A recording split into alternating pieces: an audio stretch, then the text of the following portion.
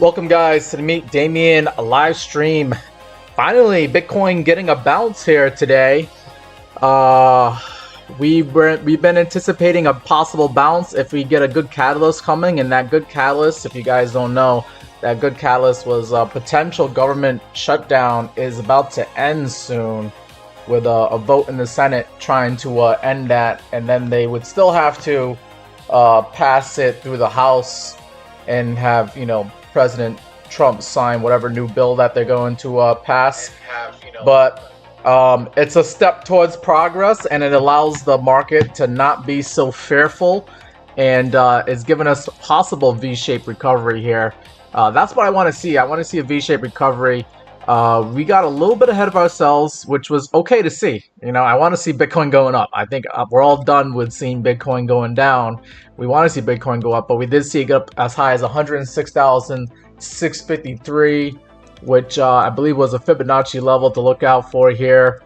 If you measure the Fib from 126K down to the lows of 74K earlier this year, you got that 618 Fibonacci number to look out for. 106,450 is a number to look out for. Now, I want to see Bitcoin go higher than that. I want to see Bitcoin get up to that 200-day moving average at 110,300.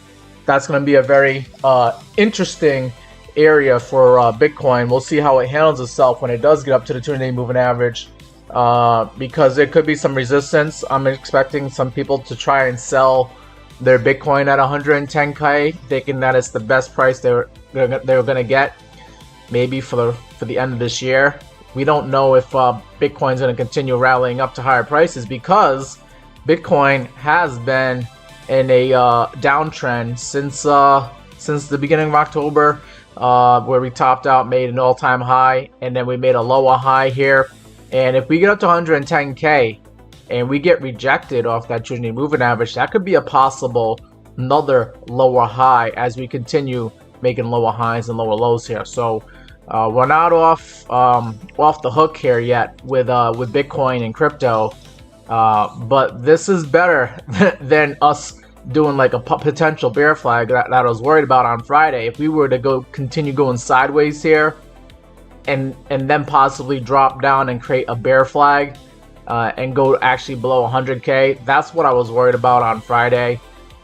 With the potential government shutdown ending, that could get us back up to the 200-day moving average. That's what I'm looking for next. I'm looking for 110,000 on Bitcoin later on this week, as they start to reopen the government. If they're going to actually reopen the government, we shall see. That's still, anything can happen. One of these senators could change their mind, and then we're back to square one again here.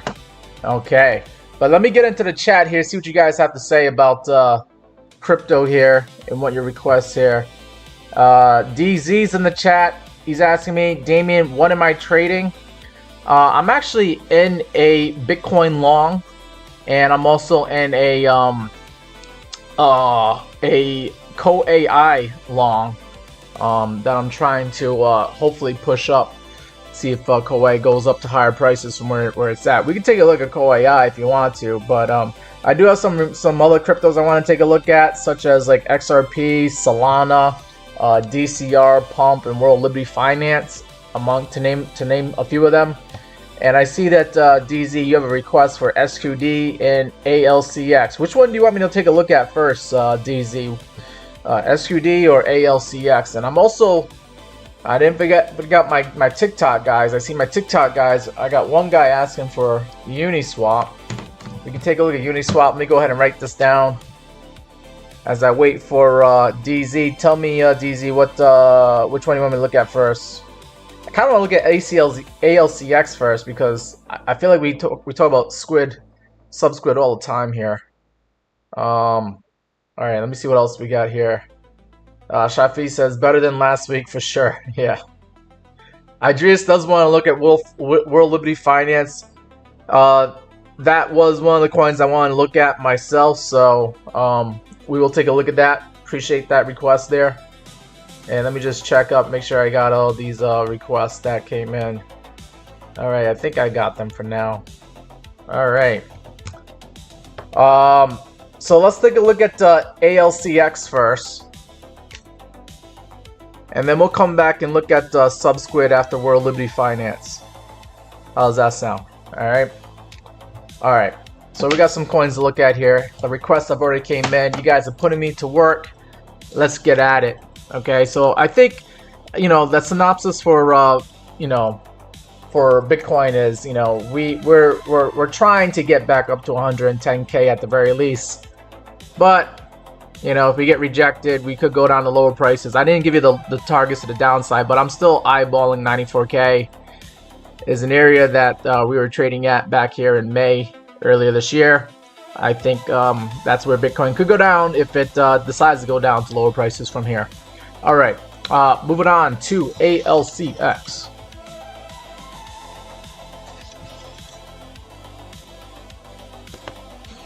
Not sure how to pronounce this coin. I kind of want to call it Alex, but I'm not sure if that's how you pronounce it. But ALCX, looking at it on the daily time frame here. And what do we got going on here? This is the first time I looked at this chart, I believe, but I actually did draw. I guess I did look at this chart at one point in the past. This is looking like all the other altcoins since December 2024, where we had, you know, our best days in December. We actually even had better days here in like March and April. Yeah, an altcoin season for this coin. This coin got up to like as high as like 48 bucks, and you've never seen that again. All right, and then of course it got up to like 25 bucks here in December of 2024. And 2025 has been a bear market for ALCX, just like a lot of other altcoins out there. It's not the only one, okay? However, what the hell is going on here with ACLX? Alright, looks like here on November 6th, you caught some bids here. You went as high as like 20 bucks. And of course, people sold that as soon as they saw that, because this thing before November 6th, it was trading at like 6 or 7 bucks here on Tuesday, November 4th here. So you got this crazy green candle here. It went up 67% on Wednesday, November 5th, and then November 6th, you got another crazy candle up to the upside, but it came back down. The good bit of news is that you're actually above the moving averages now. You're above the 200-day, 100-day, and 50-day moving average. So that's good to see. I can now start to become bullish. There might be some signs of hope and life in this particular cryptocurrency. Because before that, you were just, you know, making a downtrend and continuing going sideways and downward. And the 200-day moving average was acting as resistance, but no longer anymore. Okay, now it looks like the 200-day moving average is acting as support. You want to see that to become more bullish on this asset. Let's not go below $8.78 like you did here on Saturday. Maybe we can respect that as the lows, a higher low here before we go up to try and make a higher high. Now it's going to be kind of hard to make a higher high because you already did a you know, pretty high price here at 20 bucks here on November 6th. So I think you just need to continue making higher lows and continue on an uptrend for ALCX. Okay.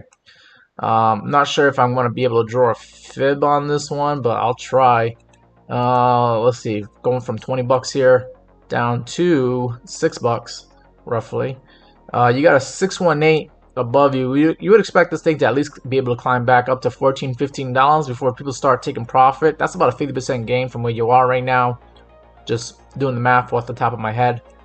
I would try to sell some of this cryptocurrency at 14 or 15 bucks here to the upside. Now to the downside, you would think the moving averages would act as a support. They have been acting as support as of now. The furthest moving average to the downside is this 21 EMA sitting at $8.28. That could be a downside target where you can scoop up some cheaper ALCX. But if it does that, then you're actually making a lower low than what you did here on Saturday and Sunday. So, you know, be wary that, you know, if we are going down to lower prices here, it could go even further down, probably back to where it started from at like 6 or 7 bucks here. Okay, but you would think like somewhere between 8 and 9 bucks should hold for further upside on ALCX. All right, moving on from ALCX, let's take a look at Uniswap, and then we'll look at World Liberty Finance after that.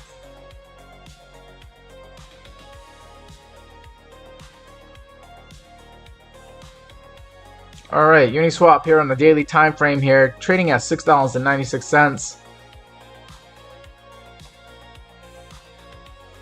And what do we got here for Uniswap? Looks like Uniswap is trying to climb back up to hopefully this 200-day moving average sitting at $7.86, which is also confluent with this 0.236 level here at 785. So you got like almost like a nice little V-shaped recovery going on here, similar to what Bitcoin is trying to do. Maybe this is the lows for this hopefully this month, and we never go lower than $4 and $4.73 here. Okay, let's not go lower than that. Let's try to climb back up to that 200-day moving average, flip that into support, where we do something like this, right? Where you climb up, maybe you shoot past it a little bit, hopefully get rejected after getting past the 50-day moving average, come back, test the 200-day moving average and this 0.236 retracement level as support, and then use that to launch yourself up to higher prices where you can get up to that $10 level here, that 0.382 level here on Uniswap, where you had some people buying around that price here in like August and July. You would think that the people here in August and July, they might want to just click the sell button and break even when this thing gets back up to 10 bucks. So I think targeting 10 bucks for now seems to be a good upside target for Uniswap, but expect a little bit of chop and some resistance here at 785. Where that 200-day moving average is sitting at for Uniswap. Now, let me just do a sound check here, guys. I want to make sure I can actually hear myself. All right. Yep. Mic is on. Good. Just had to double check there. All right. Let's see. We got Rad3 is following me here on TikTok. Thank you for following me. Let's see what else is going on here. Marco sent me a heart me. Thank you for that, Marco 777. Thank you. And let's see what else we got here. I think that's it. Yeah, we'll just keep on moving on. We're gonna take a look at World Liberty Finance, and we'll take a look at some other cryptos. SQD is gonna come up after World Liberty Finance here.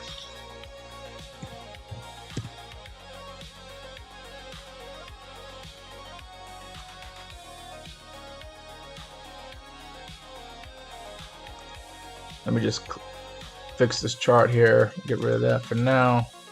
All right. World Liberty Finance currently trading at almost just shy of 16 cents, 0.158 pennies to be exact. Up 25% today. Okay, catching the bids, World Liberty Finance. I see ya. Kind of helps to know what coins to be in. I'm not sure why World Liberty Finance is going up 25%. Probably because Donald Trump, something related to Donald Trump, I just don't know. Okay, but let me just clean up this chart here a little bit. We are above the 21-day, the 21 EMA on the daily time frame, this white line. So that's good to see. That thing is sitting at 13 cents. I think it'd probably be more prudent for me to go into the 4-hour time frame to get some more data out of this chart. Okay, so here we are on the 4-hour time frame. You have gone above the 200 moving average on the 4-hour time frame, so that's good to see. Okay, maybe you decide to become more bullish on this asset now that you're doing that.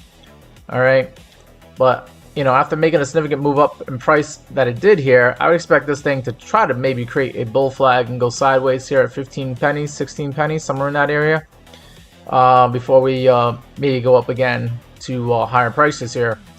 However, if this thing is a short-lived move, don't be surprised if it comes right back down to the 200 MA and uses that as support. Try to create a higher low at like 13 or 14 pennies here, okay? Before you then go up to higher prices here. Let's see what the oscillators are doing. See if this thing is overbought on the 4-hour time frame. And yep, as I suspected, you are overbought on the 4-hour time frame. You're at a 73 on the RSI. Anything above 70 is considered overbought, and it means this thing probably is not going to go up, more likely to go sideways, even more likely to come back down to lower prices, just to reset this oscillator and get back into neutral territory again before you can then go up to higher prices here. And then looking at the market cipher B indicator here, you did top out All right, at least on the 4-hour time frame, it literally says top.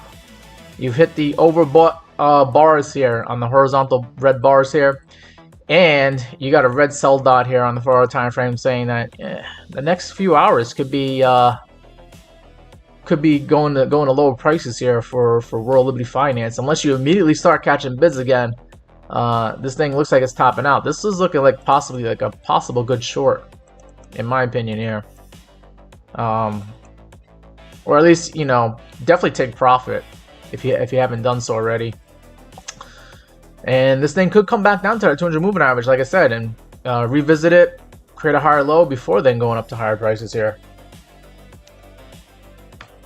All right, DZ wants to change his request. He wants to look at RSC instead. Okay, we'll take a look at RSC. Thank you for that request there, DZ. Good to see you in the chat, though. Seems like the only one in the chat. We got some people here that are on the stream, but they're just not saying anything as of now. Okay. And I'm curious. My chat bubbles are not showing up on the stream either. I don't know why that's the case. I thought I set things up pretty well here on the live stream, but I guess the chat bubbles aren't showing up. All right, let's look at RSC here for DZ.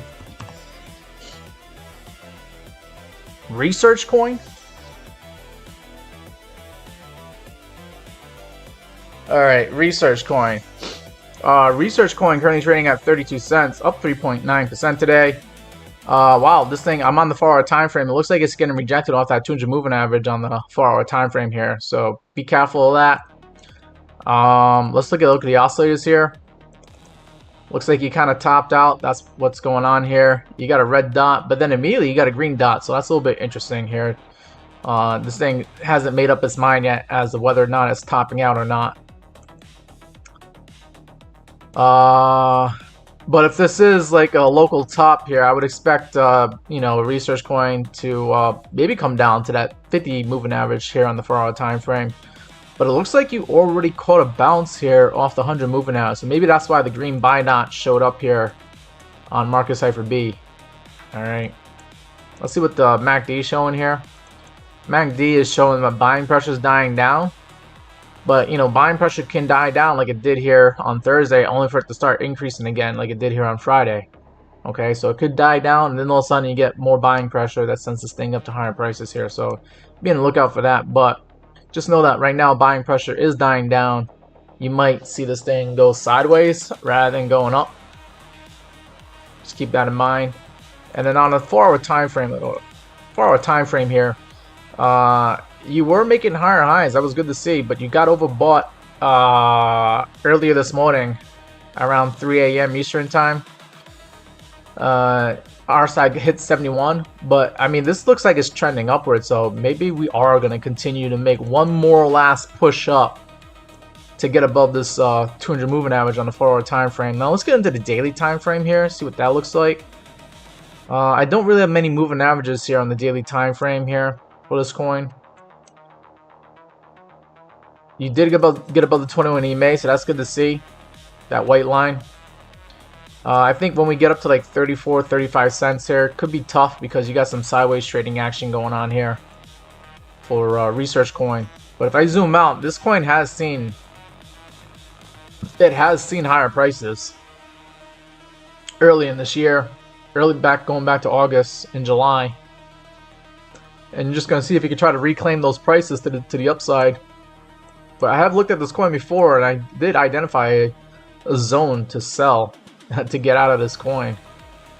And had you done that, you would have avoided all this mess here in like September, October, where you went down the lower prices here. Yeah. So that's what I got for RSC for you. The Market Cipher B that I use on TradingView doesn't cost me money. The one that I use that maybe you might want to check out for yourself is let me see if I can pull up this indicator, but this is what it looks like, right? This is my Market Cipher B indicator. And if I go over here, I'll give you the description. It's Market Cipher B by Welo Trades is what I use here. Now there is a market cipher B from Jesse Gullick that I recently started using, but I haven't really showed it here on the live streams yet, mainly because I'm getting more familiar with it, but it does seem to work pretty much the same way. I just like the visual depictions on the other market cipher B indicator by Welo Trades, because you get like these signals here where it says bottom bottom, right, and topping out. Yeah, you get the top signals. Sometimes it even tells you, oh, you're about to enter a bearish situation here, when it gives you that bearish signal. And then down here it tells you where the bull signal is in the bottom. So I like this one. It also has the horizontal bars here, which are very easy and to identify and distinguish that you've been oversold or overbought to the top side here. So I like using the one by Welo Trades. But I do have Jesse's. He is a one of the viewers on here. He's also a moderator too. And I'm just becoming more familiar on his market cipher B before I start using it on the live stream here. All right. Thank you, Shafi, for the heart me. Fair value Gary is asking for near and curve. We'll take a look at near for you. And then SK Fitness wants to look at injective.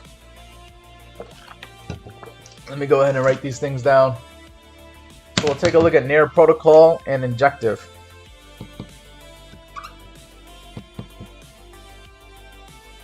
And I did want to get to some other cryptocurrencies there. We do gotta take a look at XRP at some point here.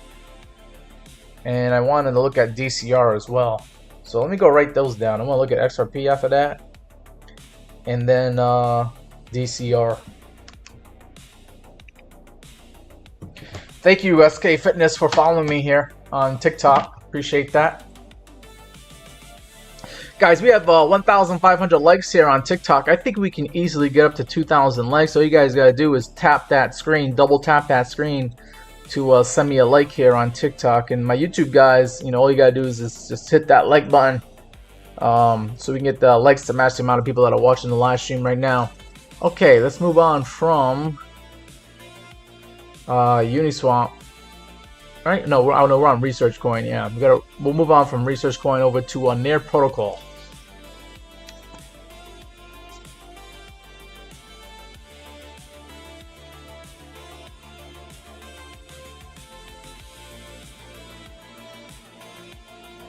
All right, so we're currently looking at Near Protocol, currently trading at $2.86. Down slightly today. That's interesting, but it has a green candle. I don't know why that's the case here. Why is it? Oh, because I'm on the 4-hour time frame. That's why. Let's get into the daily time frame. Okay, there's the daily time frame. There's the red candle that we're looking for here. So Near Protocol catching some bids here. I think this past weekend and towards the end of last week, a lot of the cryptocurrencies that are related to AI have been catching bids here, and Near Protocol was one of them. Let's see, Near Protocol got above its moving averages, thankfully, and it did that here last Friday. And what can we do here for Near Protocol? What can you do for us, Near Protocol? Still making higher lows with these candlewick lows here. I think this thing is gonna try to flag out. Let's see if you're overbought right now. You overbought on the RSI. You aren't overbought. So this thing could go to higher prices and still probably not be overbought. It's at 61 on the RSI. MACD is showing steady buying pressure, has showed up since the end of last week here, so that's good to see. And then let's see, just checking the health of this thing. Money flow is increasing. You got the green money flow coming in on the daily time frame, and you had a green buy dot here last Thursday. You know, here we are on Monday, November 10th. But as long as money flow keeps increasing, you'll start seeing more this asset, Near Protocol, go up to higher prices here. And you haven't even hit the overbought bars yet to the upside. So, you know, maybe we're not done going up yet here on Near Protocol. And if we're not done going up yet, I did measure a target here at $3.37. Was an area to look for because it was kind of like almost like a top here on September, and then another top here in May. And you have some sideways trading action at that price back here in February. So I think 337 should be the upside target for Near Protocol in the near term for Near. But let me just do a quick Fibonacci, see what the Fibonacci has to say about all this.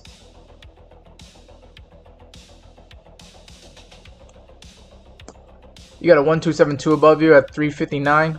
So yeah, once you get to like 337, 359, I would click the sell button on Near Protocol, take some profit, because by that point it might actually be overbought when it does get up to those levels there.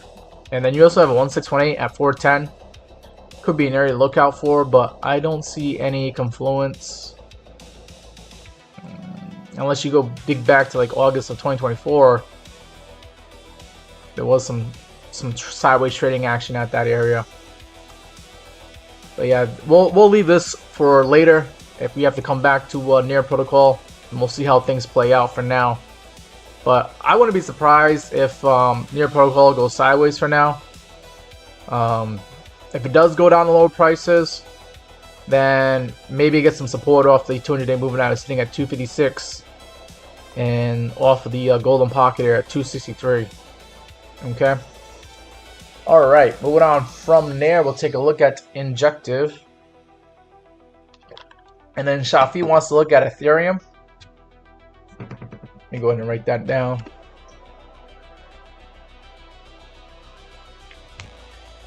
Alrighty,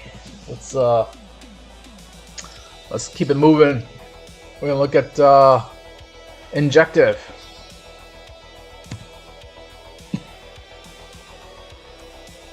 And thank you, Kenny, for following me here on TikTok. I see you got the Canadian flag. I'm assuming you're from Canada. I'm over here in Massachusetts.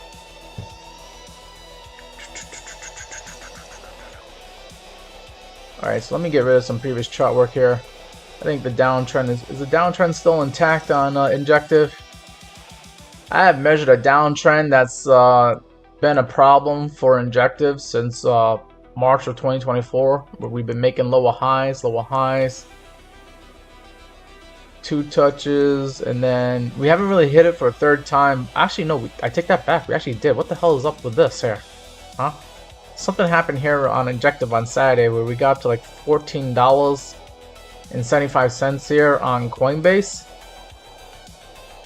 Really? Let me see what this looks like on another exchange here. Binance do the same thing? No. Binance is another big cryptocurrency exchange. We only got as high as like 892 on Saturday. But let me just go back to Coinbase here.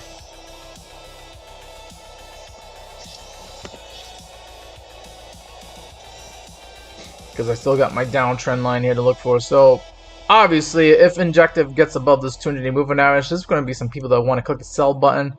This red line here, sitting at about roughly $11.95. Also, you got the downtrend here, so I'd expect Injective to stay below 12 bucks here until it can prove to us that it can actually get above 12 bucks. But this was crazy price action here. I'm gonna try to ignore that as much as I can.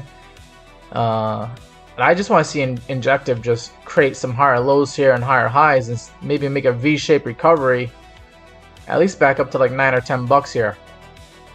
That'd be nice to see. But when we get to 9 or 10 bucks, like if I gotta draw this out for you, we'll see how we do higher lows, higher highs. But when we get to like 9 or 10 bucks, I'm expecting us to possibly get rejected at like 10 or 11 bucks here because of this downtrend, until we can either maybe go sideways or just launch up and go higher.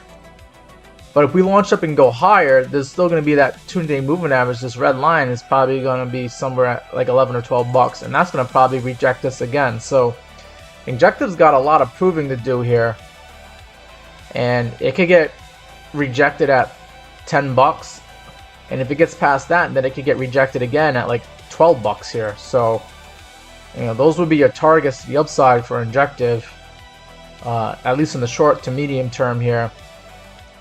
And then we'll just have to see, you know, can Injective get above the Trinity Moving Average, get above 12 bucks, and use that as support instead of resistance. We shall see, but I think that's what you have here for Injective. You gotta get yourself up to these higher prices, but when you do, you're gonna probably have a lot of resistance at that area. And let me just turn to VRVP, see if the VRVP agrees with any of this stuff here. This is the green and red indicator off on the right. And we have a value area low, this white line at 1087. That could be exactly where it gets rejected. Okay, then we have a point of control. This blue line is sitting at 1293. That's probably where you're going to have a tough time getting past on Injective. But once you get up past 1293, then there's going to be some more resistance at 1360 and some more resistance at 1412, as the people that bought here earlier this summer, they're going to be back at break even and they're going to click sell. But, you know, right now that's almost like a double from where we are. So I think you should also, not financial advice, but you should probably consider clicking the sell button if this thing does get up to like $14 here. SK Fitness says someone bought for $3 million. That's crazy. 3 million Injectives or $3 million worth of Injective. Either way, that's still a good amount of Injective to be buying. Let's see. Were you the one that requested Injective? Just looking at the oh yeah. SK Fitness, you did request $3 million on coin. That's still a good amount of money though. Yeah. And I bet you if they were gonna buy that much, they probably could have done like an over-the-counter deal, so they wouldn't have pushed the price up so much. But yeah, that's what happens when you buy a lot of anything. You know, especially on a small asset like Injective, you're gonna get this crazy ass candle wick. I bet you they won't do that again. Somebody was happy to sell at those prices. Alright, moving on from Injective, we'll take a look at XRP, which is having a pretty good day today. Let's see what XRP is doing here. XRP currently trading at $2.55. It's up 8.1% today. Kudos to the XRP investors out there. If you do continue climbing up, I would expect some resistance at the 200-day moving average, sitting at 262, that red line there, and then more resistance, kind of like Injective. XRP has a lot of near-term resistance to the upside here, right above its head at 262, 274, and 280, where those moving averages are sitting at on the daily time frame here. If XRP gets above 280, then you know we're talking business here, and we might see XRP get up to like $3, and it has to do that to like contend against the lower highs that it made here at like $3.10 here. XRP is still in the downtrend since the middle of July here,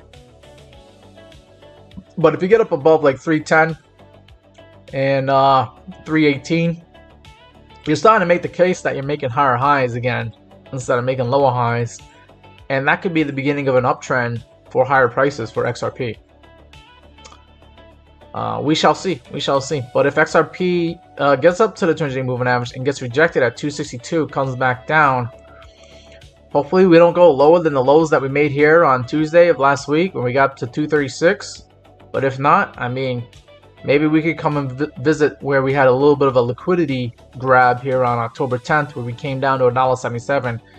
You would think XRP investors would at least try to defend $2 if XRP does go below $2.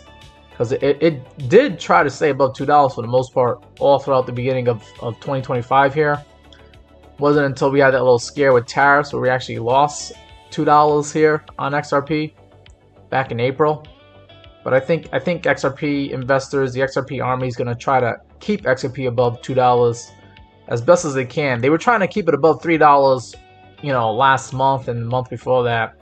But then we had that little, you know, liquidity grab or scare because of Donald Trump's threat about 100% tariffs on China. Really sent us down to like where we are right now. But it looks like we're trying to recover and get back up above the 200-day moving average. So get above the 200-day moving average, and I think we can start to become bullish again on XRP.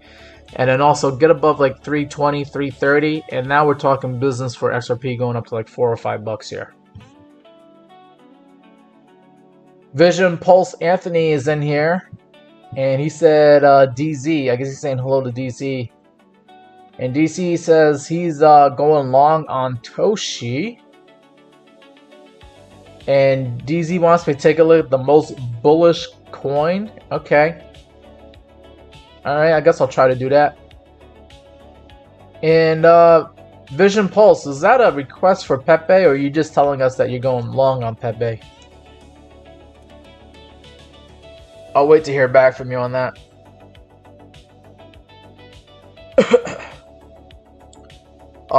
SK Fitness says that his biggest bag is one of his biggest bags is Sui and what, Injective? Wow. Okay. I actually do like Sui myself. I have some Sui as well. Hopefully Sui can do well. Let's move on from XRP. We'll take a look at a cryptocurrency that's doing pretty well, or was doing well. Let's see if it still is. And that's Decred. Decred. It's actually down today, 10%. But it was making some moves last week, I'll tell you that. This cryptocurrency currently trading at $32 right now. It caught the bids last Monday. Well, no, it went up like 49% on Monday. And then went up like another 29% on Tuesday of last week, and then another 23% on Wednesday. But it had this crazy candlewick high to like $70. So I'm gonna try to see if I can draw Fibonacci off of that down to where we started off here at like $15. And you can see that this thing is currently trying to stay above the 0.236 level here at $28. We came and visited the 21 EMA and caught some support off that white line there, around like $22 here yesterday. So hopefully that's the higher low, and we can start making higher highs for this asset. And if we are able to make higher highs and go to higher prices, we'll see if this thing can retrace back to the 0.618 at $49. This golden pocket level between $49 and $50. We'll see how it does when it gets up to that level there. But let's see, I'm going to zoom out to this asset. Have we ever been this high before? Oh yeah, this thing was an asset that was alive and kicking back here in 2021 in the previous cycle here. Geez, could we ever get back up to $100? I don't know. It's a tall order. Right now you got a 1618 that says you can get up to like $103 here on this asset. It's crazy. 1272 saying this thing could get up to like $84. I'm not sure what this thing actually does, but it looks like it's finally getting some love and attention over the last couple of weeks here. See what the oscillator is looking like. Is this thing overbought? It was overbought last week, but now it's not. Okay. And then looking at market cipher B, one of my favorite indicators. You got a red sell dot that came in today, so maybe we need to stay away from this thing for now until you get a green buy dot. You had a green buy dot higher on Sunday, only to then be immediately followed by a red sell dot. So that's a little bit weird. I like buying assets when the green buy dot is closer towards like the oversold condition, and like near the oversold bars here. I like it when I see a green buy dot in this area here. Let's see, like around here in June, got a green buy dot near the oversold bars, and then you got money flow going into the green or curving up from red to green. That would have been a good time to buy here in June. Anyways, that's just how I like to play the market cipher B indicator here. But let's see, go back here to here in June. Yeah, that would have been a good time to buy right there. Because then look at that. If I could just zoom in here, you would have bought near the oversold condition here in June with a green buy dot, momentum rising, money flow rising into the green here, going into July. and you would have rode that puppy up to higher prices here. Yeah. That's the more ideal place to buy when you see a green buy dot near the oversold conditions. That's a good time to buy on Market Cipher B. Right now, if you were to get a green buy dot, you're kind of near overbought. So I don't know if that would be a good time to buy, but the green buy dot would signal that you would get at least a day or two, a few good days ahead of you, if you do get a green buy dot. All right, moving on from DCR, let's take a look at Ethereum. See how Ethereum's doing. I was trying to go long on Ethereum earlier this morning, and I got knocked out. I got stopped out. I guess I didn't get a good entry because it hit my stop loss after Bitcoin took a little bit of a dip. It seems like Wall Street decided to sell the news here. We got the weekend pump on Sunday, and then Wall Street's like, nope, we'll take that and sell it off. Thank you very much. Have a good day. Let's see. Ethereum currently trading at 3,545, down 1% right now. What I do like about Ethereum on Market Cipher B, I'm sorry, not Market Cipher, on the MACD here, is selling pressure is dying down, and you're about to get a MACD flip here on the daily time frame. Hopefully you get some good green candles going up into the next few days here. I think Ethereum still wants to go up to higher prices here. Let's see, Market Cipher B, green buy dot near, alright, so this is what I'm saying, like green buy dot near the oversold bars here. This could mean that Ethereum could be getting ready for a nice run up in price over the next few days, maybe even the next couple of weeks here. I might have to get back into that Ethereum trade again for that long that I was trying to do. And let's see, on RSI, what I don't like is you are making lower highs here on the RSI for Ethereum. However, this looks like it is a double bottom on the RSI compared to what you did here in September. So maybe Ethereum is done going down for now, and we might see some better days ahead of us for Ethereum. And if that's the case, how much higher could Ethereum go? We're looking at the 50-day moving average above us at 41.78, which is just shy of the 786 retracement at 4,300.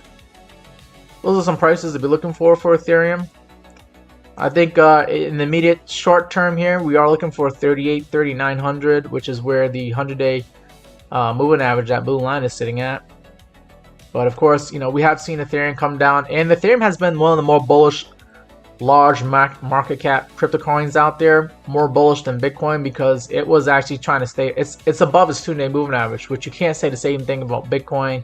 You can't say that about XRP or Solana. Ethereum is actually looking pretty good compared to the other high market cap crypto coins out there.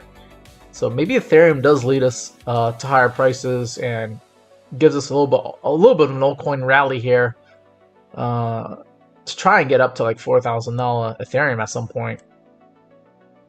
And yeah, getting up to like 4,000 Ethereum, that would put you up against the 50-day moving average, which hopefully we can then flip that from resistance to support and go up to even higher prices where we could see a $5,000 Ethereum like we almost did here in August. Wouldn't that be nice? HYX says Bitcoin's going to 35K.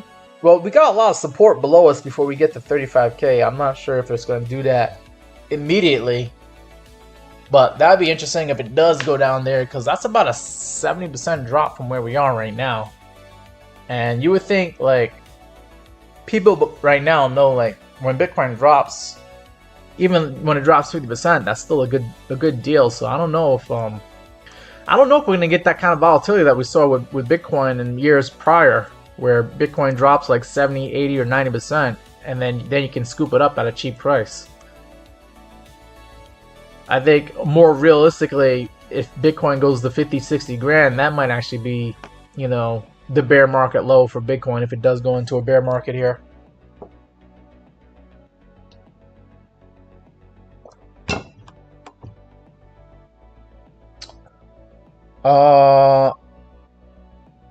Alright, so Vision Pulse wants to look at Pepe for a long and wants to know if it's a good idea or not. I'll try my best to analyze it. And I see Dave P's in the chat. Good to see you, Dave P. Thank you for coming on to the live stream here. Let's see if we can get some more likes here on YouTube. Appreciate that. And yeah, we'll just move on from looking at Ethereum. We'll take a look at Pepe after this. Yeah, I gave you my analysis here for Ethereum. It is one of the better looking high market crypto coins. I might actually get into a long on Ethereum myself. Let me just take a look at the 15-minute time frame. Is it now a good time to get into Ethereum? We had a little dip here this morning when Wall Street sold off the bit of good news that we got from the government shutdown coming to an end here. And we lost the 50 moving average on the 15-minute time frame. We kind of came down to the 200, but not really. On the 15-minute time frame here, I'm expecting maybe we get rejected off this 21 EMA, come back down. I would like to enter Ethereum at like 3,500 bucks if I can, or somewhere like near 3,515 or 3,520 if I was to get into a long on Ethereum. So yeah, if this thing comes back down one more time, I might try to buy some Ethereum or go long Ethereum on a leverage trade here. See on the 1 hour time frame. Yeah, you're above all the moving averages except for the 21 EMA. And you're above the 200 moving averages, which is pretty important to do. I'm glad to see that for Ethereum. Alright, we gotta look at, what was the next one I was gonna look at? Oh, Pepe, that's right. So I gotta write these things down here. Pepe, okay, and then we gotta take a look at Adonis wants to look at Nero. And you're asking me, should you long or short it? Malak wants to look at, is that Radium? Ray? And then Tink Vinky wants to look at Litecoin.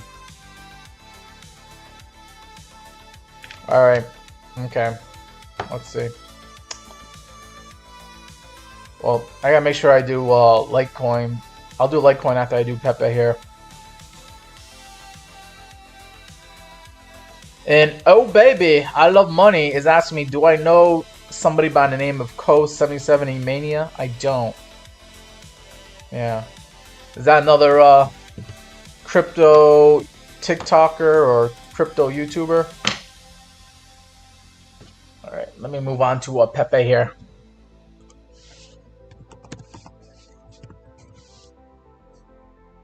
And what was the question for Pepe? We're trying to figure out, are we going to go long on Pepe? Alright, so let's take a look at the daily time frame real quick here before we go into the small time frames and try to figure out a long for Pepe. Pepe kind of creating like a stiletto, a stiletto shoe here, okay? Where you got the heel right here and you got the foot. Looks like the 21 EMA is acting like a bully. Every time you get to this white line, it acts as a problem for Pepe. Right now, that 21 EMA is at 652 and Pepe's at 617. So if we were to continue to go up to higher prices here, I mean, what Pepe needs to do is he needs to get above this 21 EMA. Other than that, I mean, that's all you're going to get for upside on Pepe. You know, if I measure that out, how much upside if we get to the 21 EMA? About a 6% upside. You know, with 10x leverage, you can make that a 60% gain. With 20x, you can do 120% gain. But then where would you put the stop loss on Pepe? Probably below the lows from yesterday, maybe. But if you do that, then, you know, that's about a 5% loss on your stop loss. And with 10x leverage, that's about a 50% loss on your stop loss. And that would take out half of whatever you put in for your margin there. Okay. But let's say if we do get past that 21 EMA. If we get past the 21 EMA, then, you know, I would expect maybe another take profit would be like right here where you were doing sideways trading in the middle of October and the beginning of October at like 700. And if you do that, let's see.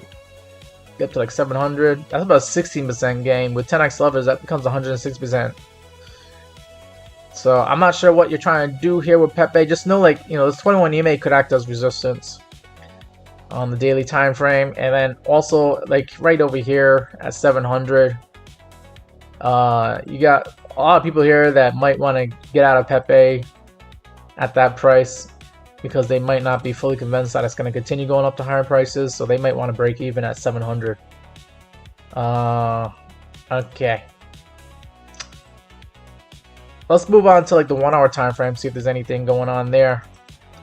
Okay, so on the 1 hour time frame for Pepe, you're above the 200 moving average, that red line, and you're above almost all the moving averages here. So you're kind of creating like possibly a bull flag or bull pennant here. Let me get rid of the moving averages for now.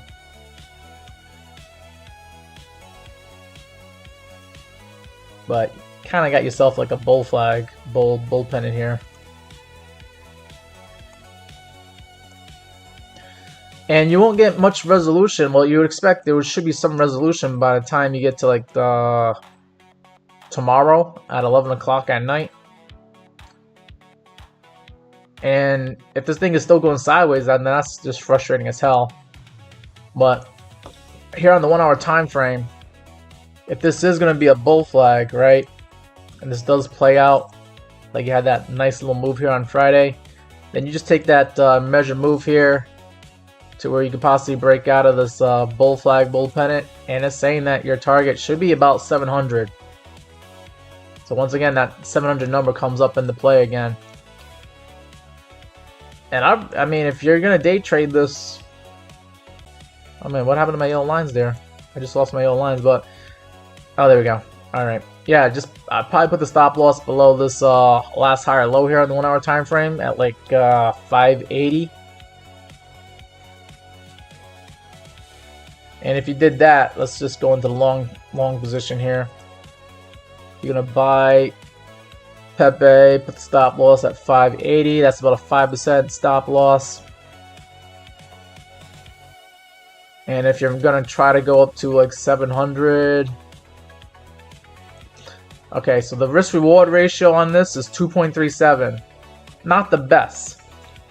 What you want to see is like a risk reward ratio of 3, because you want to make sure that you're going to make enough money for the amount of risk that you're taking here.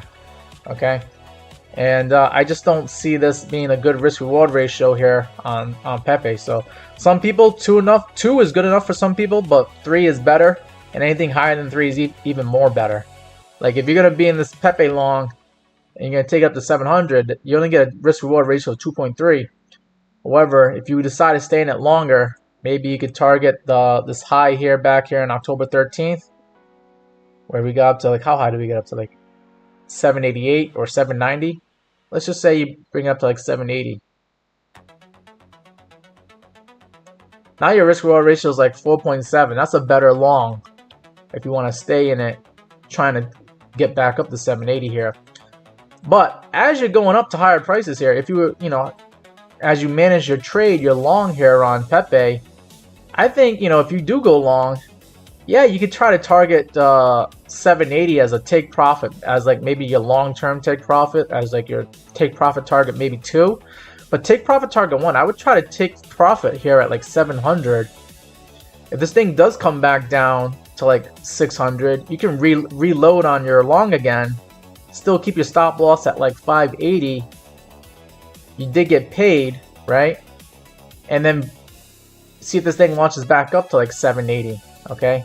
And actually, while you're in that trade, you know, as you're paying yourself, you know, at 700, I would bring that stop loss right back to break even. So you have so you're in the trade, you already made money, and if you do come back to your stop loss, you're not going to lose any money, right? You maybe sell 50% of your position at 700 and hold on to it and hope that it doesn't hit your stop loss. And then as you come back up to higher prices, then you get paid again when you get up to like 780. That's how I would try to execute that long.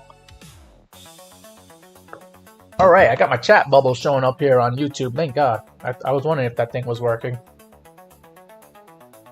OSU wants to take a look at Tau, T-A-U.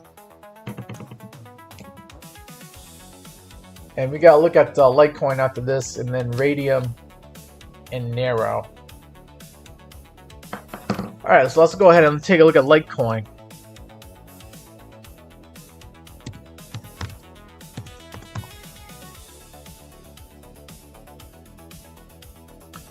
Got a daily time frame here for Litecoin.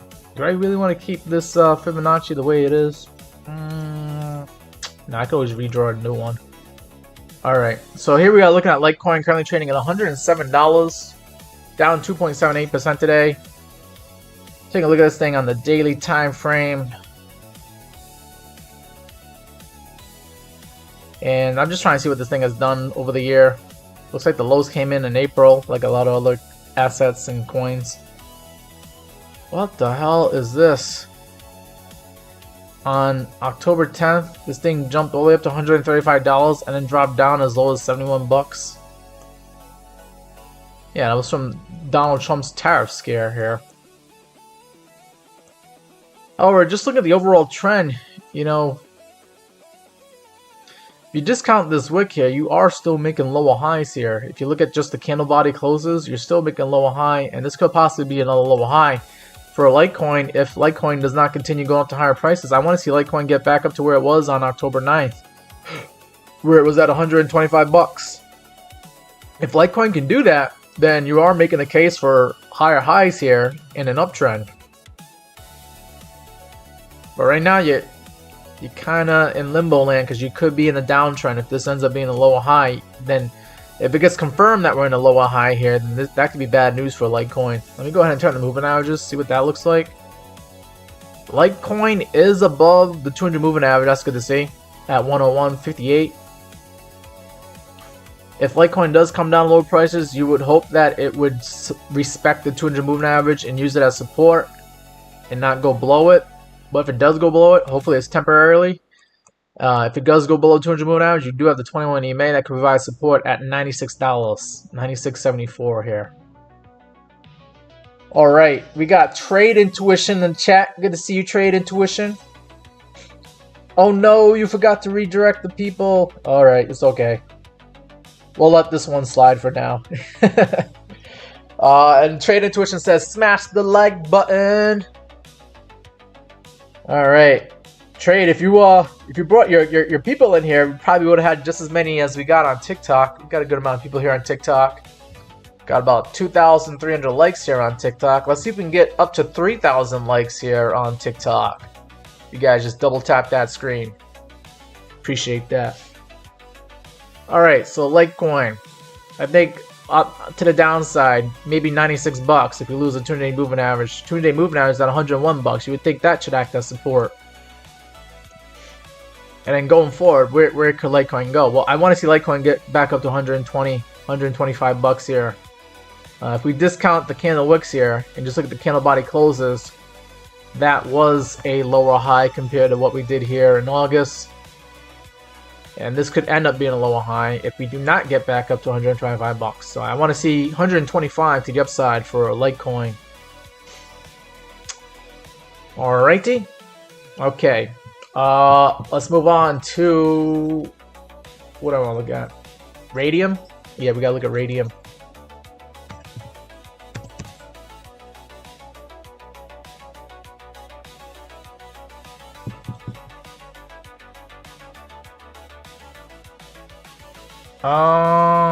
On OKX maybe? Okay, let's see what I can do here.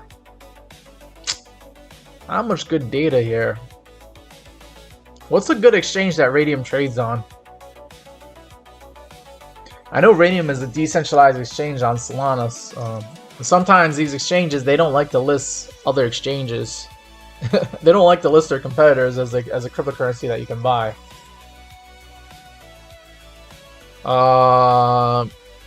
Raydium, maybe on BitGet, maybe. Let's see what that looks like for a chart. Okay, that's a little bit better of a chart with some more data here. Raydium currently trading at $1.54, up 2.67% today. Raydium kind of looks like what was that other one that we were looking at? Was it like Pepe?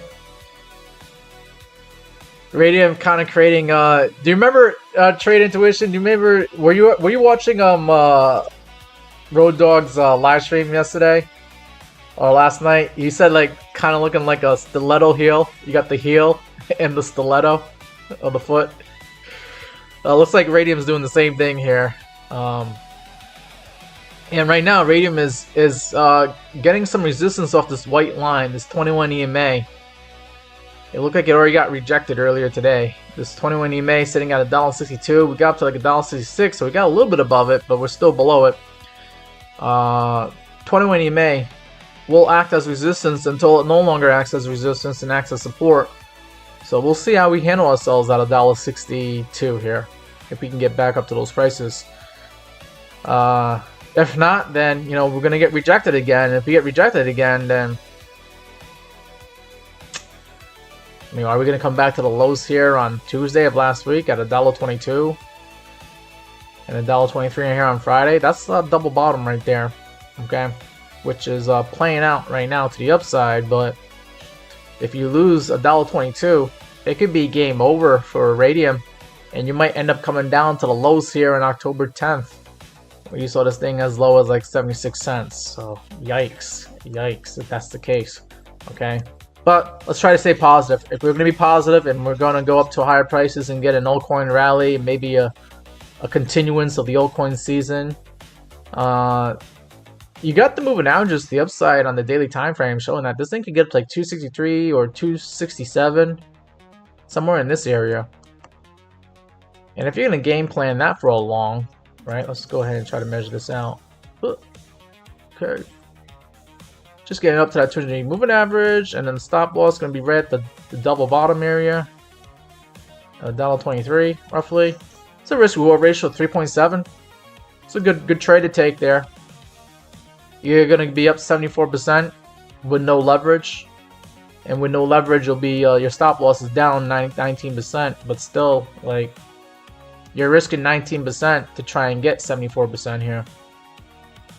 It's a decent risk reward. Anything above 3 is good. 4 is even better, but you're like in between 3 and 4 here. So it's still a good trade to take for a long here on Radium, in my opinion. Let me see what that looks like on the 4-hour time frame. Oh no, about to sneeze here. Alright, I guess I didn't have to sneeze. But you got the 200 moving average here on the 4-hour time frame right above you. You got some moving averages. So these moving averages are probably going to act as resistance in the near term here. 100 moving average at $1.66. And you have the 200 moving average on the 4-hour time frame at $1.78. You could take profit when you get there, right? And just managing a trade if you were to take a long here, right? If you enter a long right here, take profit when you get to like $1.78, $1.79, you get rejected off there, and then you move your stop loss back to break even, right? So now you're in the trade for free, and you made some money when you got up to that 200 moving average. And if you don't get stopped out at break even, and you actually this thing starts coming back up again, then yeah, you'll get paid. Where like we said, you know, we were targeting, what were we targeting? $1.14. Where you can be up 74% on your leverage long. Well, if it's a leverage long, it's probably going to be more than 74% because it depends on what you're using for leverage. But yeah, if you did like 2x leverage, that's about 150% gain. 5x leverage, I think 350% would be the gain. Something to take in consideration here for Radium. All right, Mario wants to look at Dash, and Blake wants to look at Rise. Let me go ahead and write those down. So we gotta look at Dash and Rise. Okay. But do you guys understand that for the day trading? Like if I was to, you know, let's get back into this again. If I was to, you know, initially enter the trade here at $1.53, I put my stop loss, you know, at like $1.23 roughly, okay? And as this thing climbs up, I take profit, partial profit, not the whole thing, but maybe like 25 or 50% of the position, sell it at that 200 moving average on the 4-hour time frame. and then I would move the stop loss to break even, so I just made money, and I'm guaranteed to not lose money, and I could still make money with the rest of my trade going up to the upside here. That's how I would play that. Okay, Tala wants to take a look at Ondo. Guys, keep me busy today here. My TikTok guys are definitely keeping me busy here. Alright. Let's move on from Radium. We gotta take a look at, I think there was a request for Nero. Although I'm not sure if that was a misspell or... No, there's actually a Nero out there. And what was the question? You were trying to figure out a long or a short on Nero? Well, I wouldn't really be shorting it after it already dropped down in price. I don't short the bottoms. Okay, I try to short resistance if I can find it. We'll get Nero on the daily time frame. I'm just going to call this number 17,400. This is where it's trading at. It's up 1.27% today, and this thing kind of almost doing the same thing with the stiletto heel here. And the 21 EMA is still acting as resistance, just like the other crypto that we looked at. Okay, but if you get past that 21 EMA, I mean, there could be some upside. We get up to this 50-day moving average, which is confluent with the previous price action, trading at about 27,600 or 29,500, somewhere in this area. That's what I'd be targeting for a long here on Nero. Put the stop loss right below the lows from last week at like 13,400, and I would try to put the long, try to target that 50-day moving average, and you got a 71% possible gain right there. Risk reward ratio is 3.1, so it's a good long to take. I would try to take a long if that was your question, and that's where I put the stop loss, and that's where I would be targeting for this asset to the upside here. And then let's see if are there any moving averages to the upside that we could target for partial profit here. On the 4-hour time frame, it's really tight, really close here, but you got a 200 moving average at 18,800. I'm not sure if you really want to take partial profit there, because it's like almost like no profit. Let's look at the 1-hour time frame.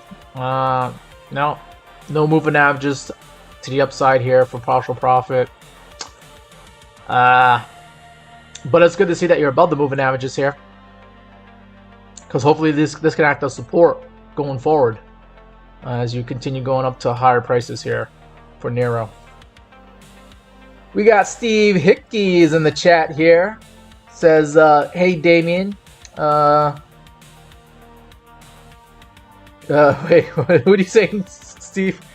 Trader Intuition, you would have to be a scammy company. What did Trade Intuition said? Trade Intuition said, I heard if I wanted to buy Lambo, all I need to do is have a paid group to show people how to trade. That's funny.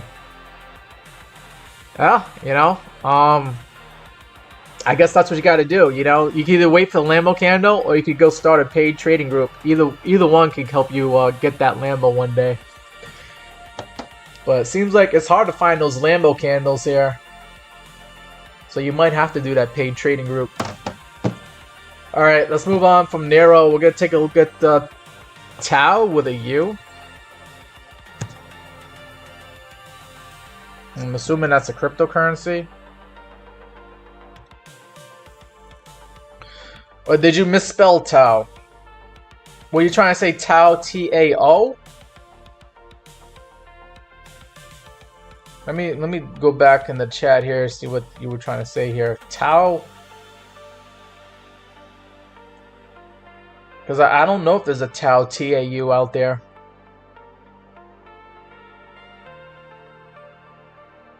Cuddy says short World Liberty Finance. Yeah, I'm just trying to find out. OSU, are you still in the chat, OSU? Because you're the one that requested Tau with a U. I don't know if there's a Tau with you. I might skip over this one until you come back and tell me if you're still in the chat here. Because if you're not in the chat and you misspelled it, then there's no point in me looking at it. Abria says, check crypto. That's what we're doing right now. We're looking at cryptocurrencies. Mozart wants to look at Cardano. Okay. I don't got any more room on my whiteboard here. I barely got any more room. I'm gonna have to start clearing things out here.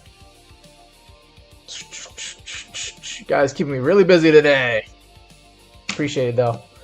Alright, we're gonna skip Tau, T-A-U, and we're gonna look at Dash. Yeah, Dash is one that we're gonna look at next, and then we'll take a look at Rise after that, and then Ondo and Cardano.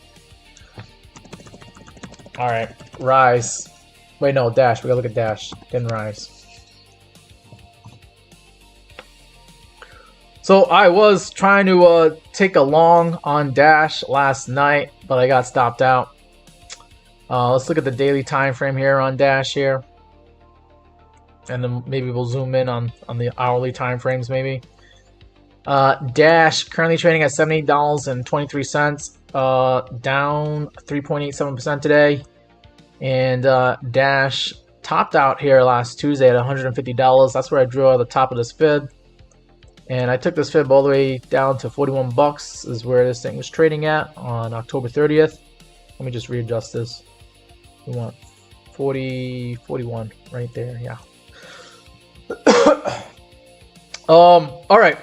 So, Dash, at least on the Fibonacci, you would think it should hold 0.32, and I thought it was going to hold that last night, and then launch up to higher prices with the government shutdown possibly coming to an end this week. But no, Dash is deciding not to go to higher prices. It actually wants to go down. If it is going to continue going down, then we have one last support here on the 21 EMA at 69 bucks. And then we got the 0.236 at $67. You would think that would be the next downside target for Dash here. Okay. So that's downside targets. Upside targets, you know, I want to see Dash get above 83 bucks here on the Fibonacci. Possibly come back to the 618 where we had a little bit of sideways action going on here last week. At $108, $112. That's actually where I was trying to target my long last night on Dash. I was trying to see if Dash would go back up to 112 bucks here as one of my take profits, but I got stopped out. So I'm no longer in the Dash long here. Happens to, you know, the best of us. Happens to the worst of us, of course. But you know, losing is part of the game here with day trading, and anybody that tells you they have a 100% win rate, you better run away from them because they are not telling the truth. You could still be right and get stopped out as the thing continues going up to in the direction that you thought it was going to go. And that's going to affect your win rate. Let's go into, well, actually, let's look at the oscillators real quick on the daily time frame, and then we'll look at the maybe the 4 hour or the 1 hour, see what that looks like. So on our side, Dash was overbought last week, okay? I was actually looking for shorts last week on Dash.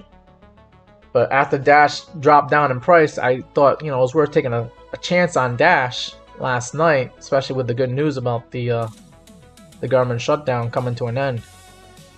But right now, the RSI on Dash is at 54, so you're in neutral territory.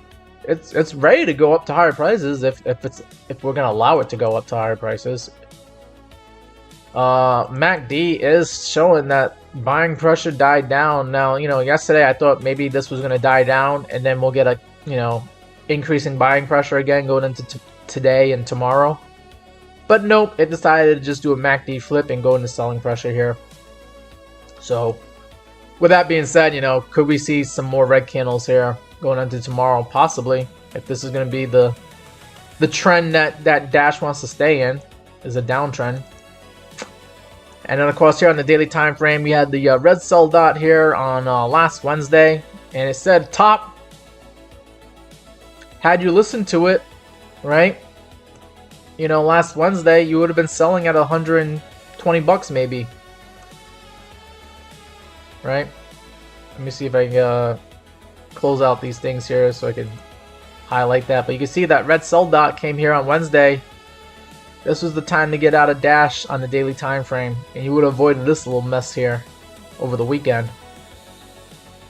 So I think Market Cipher B indicator is pretty powerful indicator to use. It lets you know, like, when you get a red sell dot on the daily time frame, you're gonna have probably a couple of bad days ahead of you, which we already did here for Dash.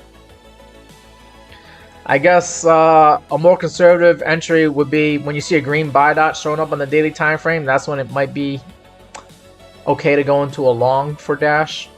So maybe that's where I messed up yesterday, is I should have probably waited for a green buy dot. But I don't know. If this thing shot up as fast as it did last week, we could have got the green buy dot last night. So I guess if I want to wait for my signals here, I could wait for the green buy dot to actually show up and then hit the long button. Open up a long on Dash. Let's go into the 1 hour time frame, see what it looks like here for Dash. On Market Cipher B, you got a green buy dot that came in this hour at 1 o'clock Eastern time here. But the thing with the 1 hour time frame on the Market Cipher B is that you can get a green buy dot and then like a couple hours later get a red sell dot. So you just don't know. Like, we had a green buy dot, red sell dot, green buy dot, red sell dot, green buy dot, red sell dot. What you're waiting for is you want to see that momentum wave. This blue wave, this blue needs to start curving back up. When you see that blue wave start curving back up, then you know, like, this green buy dot is justified and you should see some higher prices here. And then also money flow, this red area, you want to see that red area start going back up and then start going into the green, and then you know, like, you're in for higher prices for Dash here. So right now, Dash is in suspect territory in my opinion here. It might continue going down going into tomorrow, so that's why I'm glad I got stopped out, because I don't want to be in this thing if it doesn't want to go up. And I don't want to short it either, because you just never know. It did make a hard, this could possibly be a higher low here compared to what we did here on Saturday. So if that ends up being a higher low, then that means it's not going to go any lower, and your short's not going to get played. Your short's not going to make you any money either. So I don't want to short, you know, possible support area here. But if you're ballsy enough to take a short, you could ride this thing all the way down to 67 bucks, and then I would try to get out at that 0.236 area here at $67. Yeah. Alrighty, we'll move on from Dash. We gotta take a look at the Rise and then Ondo.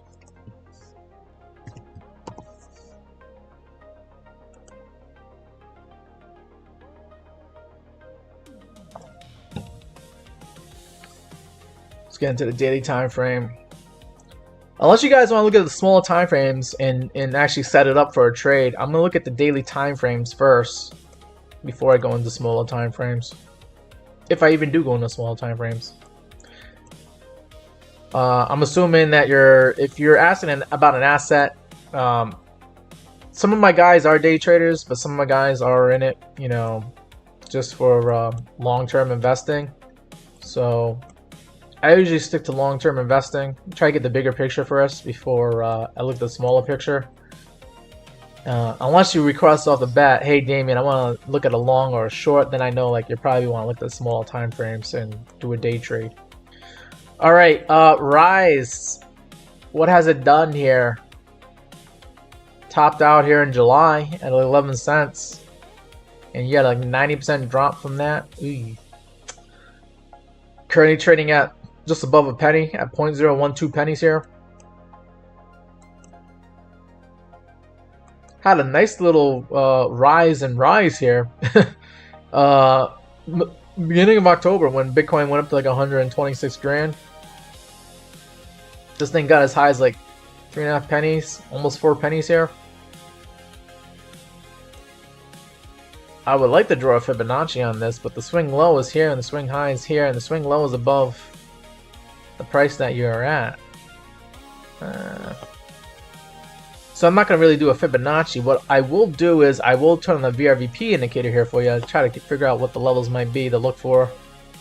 You got a POC, a point of control, currently at near the highs for the day, this POC is hanging out at like 0.014 pennies. So expect resistance until you get past that 0.14 penny area, and then things get a little bit easier as the volume starts to drop off on the VRVP indicator here, and you get a little bit of a high volume node here at like 2 pennies. 2 pennies should be the target for Rise. If you do that, that's almost like a double from where you are right now. So I wouldn't get too greedy. I would probably, you know, sell at 2 pennies, and I'm pretty sure someone else is. It's an easy number to remember. You just type in 2 pennies and then you sell it. Also got a value area high sitting at right above 2 pennies at like 0.0218 pennies. So if you haven't sold at 2 pennies, you should definitely consider selling at 0.218 pennies, because there's some people that bought at that area thinking they were getting a deal here in September, only for it to then go down lower than that. And then as far as targets at the downside, you know, where's the support? You got the value area low here at 1 penny. And then on October 22nd, you came down to like a little bit less than 1 penny, but not really. So I think 1 penny should be your where your stop loss should be at, or just below that at 1 penny. And if this thing goes lower than 1 penny, then there's something wrong. You probably want to get out of it, to be honest. Yeah. Let's see if there's any. Is there any bullish divergence? I'm a little curious if there's any bullish divergence here. Let's move this indicator up. Possibly. Bullish divergence would be nice to see. Could mean that you're bottoming out, or beginning to bottom out here. So obviously you have made lower lows. However, on the RSI, you're making higher lows here. So there is possible bullish divergence forming here on Rise. You could be starting to bottom out here.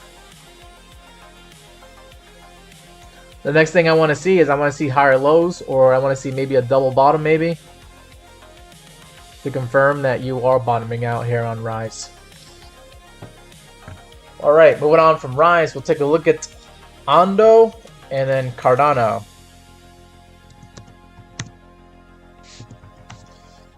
And I think I might be finishing up after those two cryptocurrencies there. We've done a lot today. Let's see what you guys are saying here. Solo Nuggets asking about BMNR. Maybe I can squeeze that one in before I end the live stream.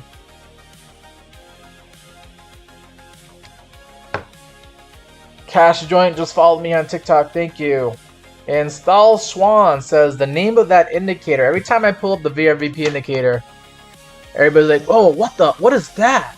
What is this new tool that I can use for my trading?" And this is the VRVP indicator here. I have a video on TikTok. I'm gonna mention TikTok because you're talking to me on TikTok here. But if you go into the Meet Damien channel on TikTok, first make sure you're following me here on TikTok. But you'll see the videos that I pinned here. There is a few videos for you to check out. You gotta check out this VRVP indicator video where I, explain to you how to set it up, how to use it, how I trade it.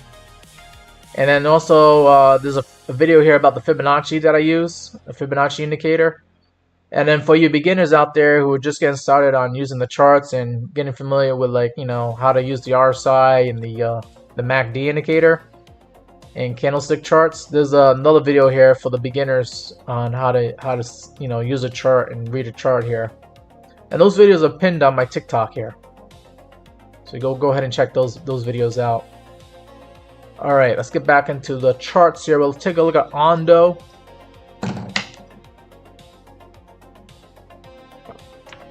Thank you, Trade Intuition, for the compliment about my amazing stream. All right, we're gonna take a look at Ondo now. Currently trading at 67, almost 68 cents here. And I'll just leave the VRVP indicator on here. You'll see how I view things here. So the VRVP indicator I'll give it a quick tutorial. It measures all the volume, where people were buying and selling. All right, and it looks like the most amount of people were buying and selling right here at this blue line. This is called the point of control, the POC. You would expect a lot of resistance if you get back up to that level there, okay? Because the majority of people since the beginning of May, they've bought Ondo at 91 cents here, okay? So someone that bought here in April or May at 91 cents, they're still on the water right now, and then when it gets back up to 91 cents, they'll be back at break even. They might click the sell button on you when it gets back up to that blue line there, okay? That point of control. So I would target 91 cents as an area to take profit on Ondo here. Now, some other areas to look out for. You do have some high volume node here. A lot of volume here. Looks like there's some volume here at 77 cents. That could be a area to get out of Ondo. And that's the same area that people were buying back here in July. Okay, they thought they were getting a good deal on Ondo, and if they didn't take profit, well, they're actually underwater right now, even though they bought at like 77 cents. So 77 cents is another area to look for some resistance on Ondo. But getting back into the VRVP indicator here, so the highest volume node is this blue line. This is the point of control that I highlighted here. Then you got another high value area. You got the value area low. This is the white line below the blue line, and then the white line that's above the blue line here is the value area high. And this is the value area between the two white lines here. When you're below the value area, you're kind of considered undervalued. And there's a lot of room to the upside if you can get back up into that value area. Okay, the value area low is sitting at like 82 cents. Okay, so you would think you get, from 68 cents to 82 cents, that should be a good, a decent gain, right? How much of a gain is that from where we are right now? Getting up to that value area low, that's about a 21% increase in value. And then getting up to the POC, that's about a 35% gain right there. And if you were to get up to the value area high on Ondo, that's about a 55% gain. But you have to get up to like $1.06, that blue number right there. But there's some possible gains here to be had for Ondo if it does climb back up. But right now I have to be bearish on Ondo, because you are below the moving averages. And once you get above the moving averages, then I'll be back to becoming bullish. But you have to get above like 88 cents to become bullish again on Ondo. But 88 cents could be a good take profit zone. I think 88 cents was where the high volume nodes were at for the VRVP, right? Yeah. It's right next to the point of control. So I would take profit between 88 cents and 92 cents on Ondo. Alright, moving on from Ondo, we got to take a look at Cardano and then BMNR. And we have someone requesting Fetch AI. I might be able to squeeze that in. Don't forget to hit that like button, double tap that screen. We're at 2,700 likes here on TikTok. Let's try to get to 3,000 likes here. And I got like 13 of you. You guys can do that like 3 times. No, I'm sorry. If you guys do that 30 times, that gets me up to like 3,000 likes here. Just double tap, double tap, double tap. All right. Moving on from Ondo, we'll take a look at Cardano.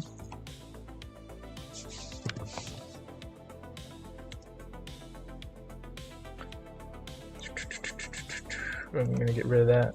Extend the lines to the right, take that off. Actually, I'm just going to get rid of the Fibonacci altogether. Yeah. Alright, Cardano. What are you doing, Cardano? Cardano's currently trading at 58 cents.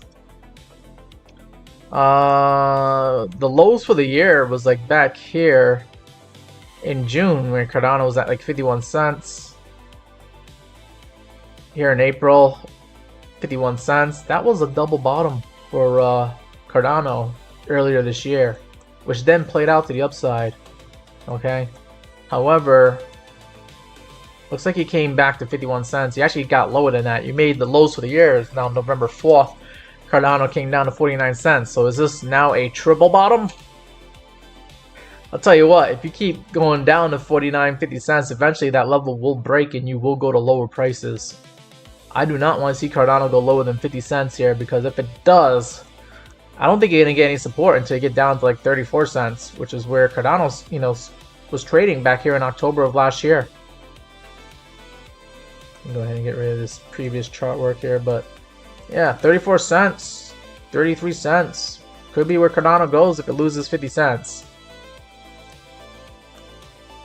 And Cardano is below the 200-day moving average, so I am bearish on this until it gets up to that 200-day moving average at 73 cents.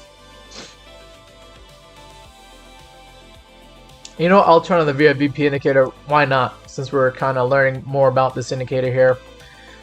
Value area low is at 60 cents, kind of like where we're at right now. Then you got some resistance here from the POC at 72 cents, which is right next to that 200-day moving average. 72 cents should be your target for Cardano to the upside. And then if you get past that, then you got another high volume node here at 81 cents. And then I would think you should take all your profit, as much as you can, at 90 cents here, where your value area high is sitting at. Because you haven't really been able to stay above 90 cents for too long. Just keep that in mind on Cardano. So yeah, right now your take profit, I say take profit target 1 is your POC at 72 cents. Then another take profit target 2 at 81 cents.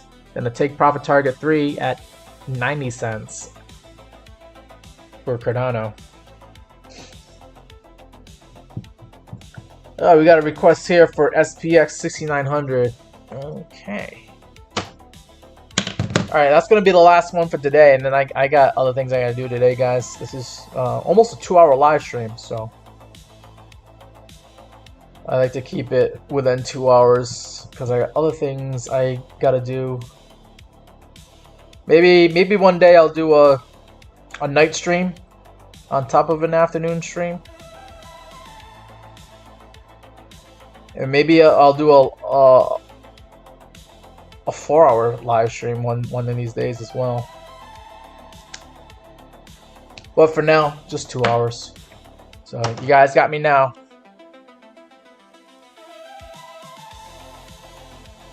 Alright, Brown Russian. I don't know what that request is. TA USDT. Is that supposed to be Tau? Alright. We gotta take a look at BMNR now.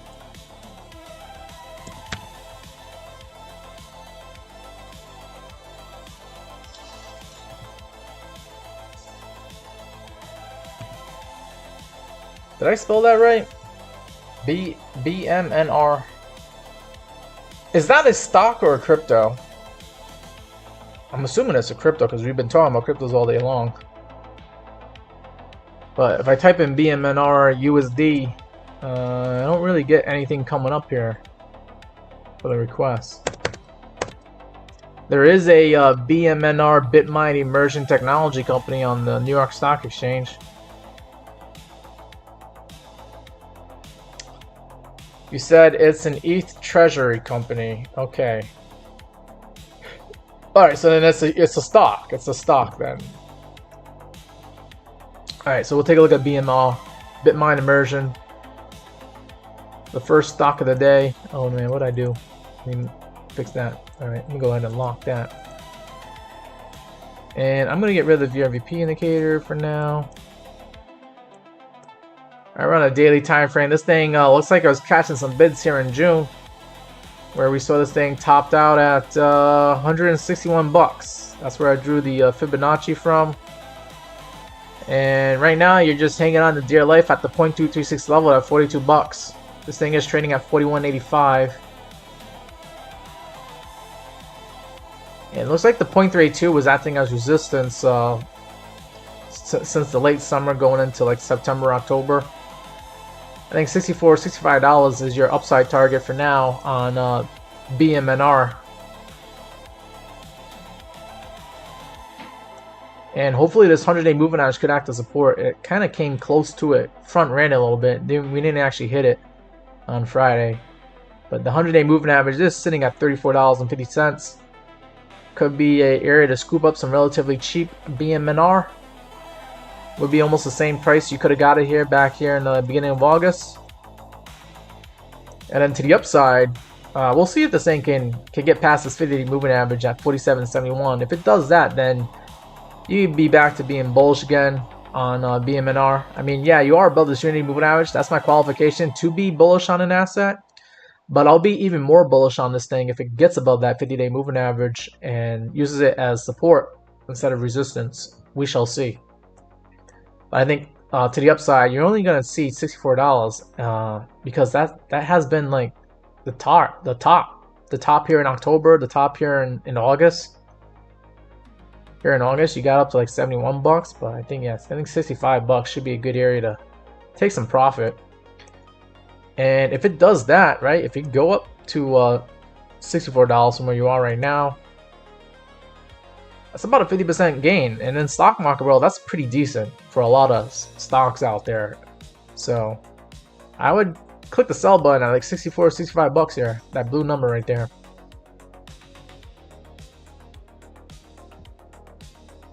And says, can we do SUI? I was trying to end the live stream, but maybe I can squeeze it in there. That's it. No more requests. I gotta end the live stream around. I've been going live for like 2 hours since 12 p.m. And right now we're coming up on 2 p.m. right now. All right, let's move on from BMNR to Fetch AI, and then we get SPY 6900 after that.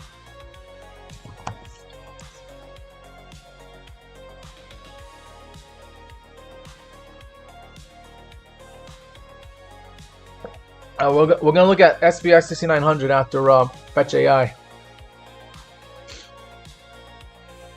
All right, Fetch AI on the daily time frame, currently trading at 34 cents, down 1.4%. It had a brutal October here, as a lot of cryptocurrencies did. But this is interesting. You caught the bids here. It looks like, yeah, I remember like last week. A lot of AI cryptocurrency coins, and I guess Fetch AI is one of them. Caught some bids here. Had a pretty good day here on Friday. Went up 57% on Friday, last Friday. Wow, okay. And I think Fetch AI is just going to flag out, consolidate here. Bullishly consolidate around like 30 cents to like maybe 40 cents here. We shall see. But this could be the beginning of possibly a bull flag here. Look at the RSI. Alright, lows on the RSI, you're good. MACD. I mean, it's not that MACD, the Market Cipher B indicator. You got a green buy out here last Wednesday, and no red dots. So you're still primed and ready to go to higher prices. You want to see more money flow, more green come in here on this little green wave that's starting to form. And hopefully this thing continues up where you can see this blue wave go up. When the blue wave gets up to like overbought territory here, these red horizontal bars, that's where I would try to sell Fetch AI using just the Market Cipher B indicator here. Let's see what the MACD is showing. As expected, buying pressure is showing up here. I wouldn't really worry about topping out until you see light green showing up. Like you kind of saw a little bit of light green here on Halloween, but that got canceled out by more buying pressure. But if you see light green, light green, light green, then you know you're probably topping out. Because if it does go light green, eventually it turns into red, and you get a MACD flip, and then you start seeing selling pressure instead of buying pressure. Alright, but like targets to the upside, I would still use the moving averages here on the daily time frame. I would use about 52 cents. This is that 50-day moving average is sitting at. That could be a take profit target. And then of course, I would probably take profit if I can at 63 cents where that 200-day moving average is sitting at for Fetch AI. And I think you should be happy because if you get up to like 63 cents, that's almost a double in price from where you are right now. All right. Downside targets, you know, hopefully you don't, this wasn't all for nothing, but you know, you could come back down to the 21 EMA, that white line at 26 cents, or you could revisit the lows again at 19 cents, like you did here on Tuesday. I hope this isn't all for nothing. I hope this is the beginning of something good for Fetch AI, where you're making a bull flag and then you just launch up to those movement averages to the upside. All right, moving on from Fetch AI, we'll take a look at SPX 6900.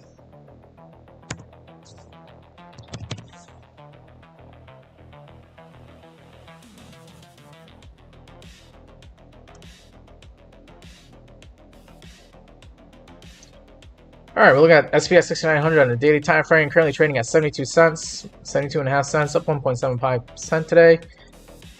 And let me get rid of this previous shot work here. We're below the 200-day moving average, so I have to be bearish on this asset. And also, you're in a downtrend. Okay, that's your downtrend right there. 21 EMA is also kind of, if it's not showing up. If you're not able to draw it on your chart here, the 21 EMA is kind of acting like a downtrend as well. This white line. So when we actually do come up to that white line, I expect initially a reaction where we get rejected off of it. That's sitting at about 86 cents. So if this thing gets up to like 86 cents here, I would expect some people to take profit at that area. Click the sell button.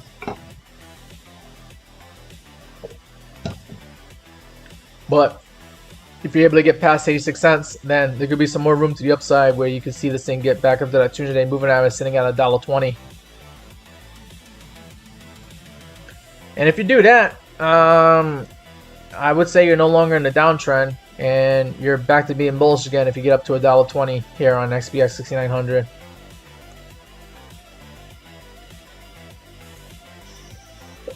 As I zoom out, I want to turn on the VRVP indicator, see what that shows here. Kind of like no man's territory. There's a gap here on the VRVP. However, if you get above where you're at right now, there should be some resistance at 89 cents. We said 86 cents was an area to look for, right? And then also 89 cents should be an area to look for. And then there's some more resistance at about $1. And then after that, value area high sitting at about $1.31, could be some resistance there. But yeah, I think it once you get up to like 86, 89 cents, then $1.20 and then $1.30 should be your take profit targets to the upside. And then to the downside below you got some support here, a lot of volume here at like 53 cents, and then you get the point of control at 44 cents. Those are areas where you would expect to see some support if you were to continue going down to lower prices here on SPX 6900. Alright, then there was like one more crypto we gotta take a look at. SUI. And yeah, that was it. We'll end off on SUI. And then I'll try to see what Bitcoin's doing. And then we're out of here. Alright, so let's take a look at SUI.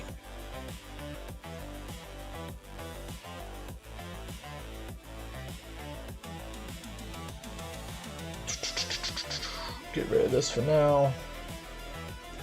So I think I was trying to game plan going into a long on SUI last night, and I decided to do Dash instead. But SUI's kind of like still at the same price that it was last night, so I guess I'm not too. I don't feel too bad getting stopped out of Dash, even though I chose Dash over SUI. Alright, let's see. SUI on the daily time frame, I have identified that was kind of like a falling wedge here. But falling wedges, they usually break out to the upside, and they are bullish patterns when you see them here. If this thing does break out to the upside, I did have a take profit target at 281. Trying to figure out why I did that. This was acting as a top here in March. Sideways trading price action here in June. And I think there was some movement. There was some movement averages, right? Oh no, the movement averages are above you, higher than that.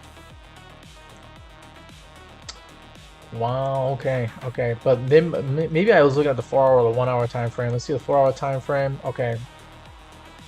No. 8-hour time frame. Okay, Okay, I think I was looking at the 8-hour time frame. The 100 moving average sitting at 281. So I think 281 is a area to be looking for a take profit on SUI if it does get back up to those higher prices here. And now let me go ahead and turn on the VRVP indicator, see what that shows. Yeah, and then you also got a high volume node here near 280, 281. So 281 I think is an area to be targeting for SUI to the upside. And you're below the value area, so this thing is considered undervalued if you're just looking at the VRVP indicator. Let me go into the daily time frame again one more time. Let the VRVP indicator reset.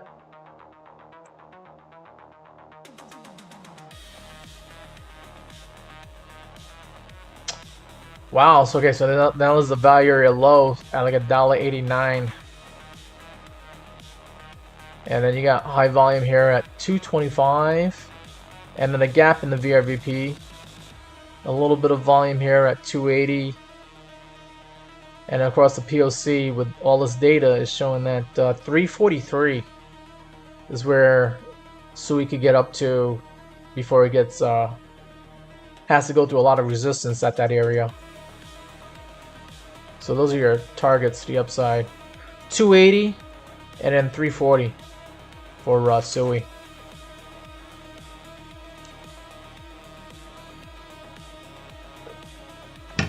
And I didn't really talk about downside targets, but there is a little bit of high volume here at $1.73. Hopefully SUI doesn't go that low, but there is some support there. But if you lose the $1.73, then it gets really brutal because you got a gap in the VRVP, and you won't really get that much support until you get to like $1 on SUI. Yikes. All right, moving on from SUI, we'll take a look at Bitcoin one more time here. Bitcoin trading at 105,400. I'll leave the VRVP indicator on for now. POC for Bitcoin is sitting at 104,800. So we're right above possible support area for Bitcoin. Let me get rid of this. I'm gonna get rid of that for now. And then you got, of course, the 618. We already came up to that 618, but 618 at 106,500 could act as resistance, like it already did. It did that earlier today. But if we get past that 618, then we'll see if Bitcoin can get up to that 786 retracement, 115,200, and then also this value area high at 117,700. We shall see. We shall see. I'll feel a lot better about Bitcoin though if we can get up to that 200-day moving average though at 110 grand. So a lot of levels to look for Bitcoin to the upside. Right now the near term resistance is 106 grand. Then we'll see 110 grand as another resistance level as we climb up higher, if we're able to climb up higher. And then of course 117k if it's able to get up to that area. It's gonna be tough for Bitcoin to get past because of the amount of volume on the VRVP indicator. It's a value area high. And then to the downside, if Bitcoin does decide to go lower prices on us, we got some support here at 101k, 102k from the VRVP indicator. But if you lose that area, then it's a drop in the volume and you won't get support until you get to like 96k. And we said somewhere between like 94, 95, 96k could be an area where Bitcoin could get some support if it was to go down to those prices. That's an area that people were buying Bitcoin November of last year and December, January of last year, early this year. Also 94k was an area that people were buying back here in May and April. So there's a lot of support at 94, 95k. That's why I can't really get on board with people saying, oh, Bitcoin going to 30k, because you got to get past 94k. And then even then, you got to there's some more support here at 88k, and then more support at 84k, and even more support at like 78k. So got levels to look for, realistic levels here with the VRVP indicator that shows you where people were buying and selling. And Bitcoin has support below it, but it also has resistance above it. So we shall see what area it chooses to go, but if it does, we'll pay attention to the charts. We'll be using the indicators here, and we'll be trying to figure out what's next for Bitcoin. Before I end this, let's look at the oscillators real quick. I was liking the fact here on the MACD on the daily time frame that selling pressure is dying down on Bitcoin. We might get a MACD flip going into tomorrow where we start seeing green candles showing up here for Bitcoin. So that's good to see. And then of course here on Market Cipher B, we had a green buy dot show up here on Bitcoin yesterday, saying that yesterday was a good day to buy Bitcoin. And usually when you see a green buy dot, especially near the oversold conditions here, the oversold bars, it usually leads to a few good days ahead of you. So I think Bitcoin might have a few more good days left in it. And then money flow is starting to curve up, so that's good to see. Maybe we might start seeing green again for money flow. All good things in the chart on the daily time frame from what I'm seeing here with Bitcoin. It's the start of something possibly good here. Where I would think, you know, Bitcoin could at least get up to 110K. It's only like $5,000 away. It's like, what, 5% away? Bitcoin can do that in one day. And if it could do that again the next day, then we're talking like 115K maybe later on this week. If it can have 2 more good days like it did, you know, earlier today and yesterday. So, we shall see. But that's going to be it for this live stream, guys.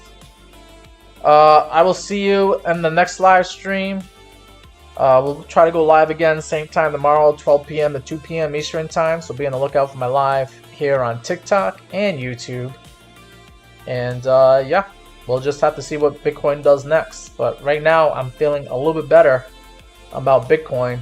I'll be feeling a lot better if it gets up to 110K and gets up to that 2-day moving average. But, you know, one level at a time.